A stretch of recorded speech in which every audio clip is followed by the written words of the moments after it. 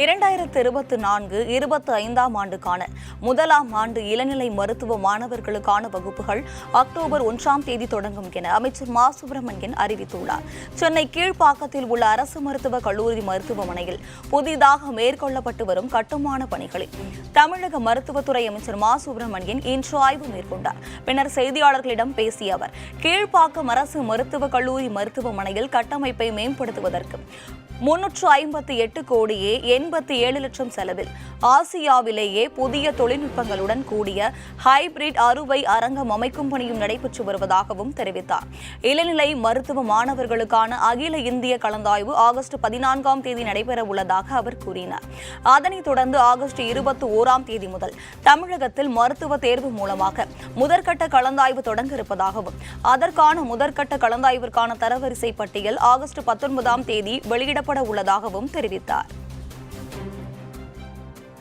தமிழ்நாட்டை பொறுத்தவரை 2024-25 ஆண்டிற்கான மருத்துவ சேர்க்கைக்கான விண்ணப்பங்கள் இணைய வழியாக இன்று காலை 10 மணிக்கு தொடங்கி வருகிற ஆகஸ்ட் 8ஆம் தேதி மாலை 5 மணி வரை விண்ணப்பங்கள் வரவேற்கப்படுகிறது.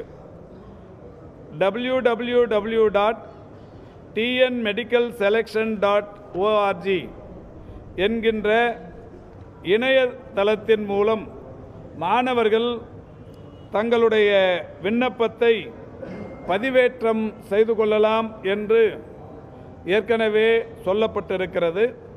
அந்த வகையில் இன்று காலை 10 மணிக்கு அந்த பதிவேற்றம் செய்யும் பணி என்பது தற்போது நடைபெற்று கொண்டிருக்கிறது. மருத்துவக் கல்லூரிகளின் தொடக்கம் என்பது அக்டோபர் முதல் நாள்.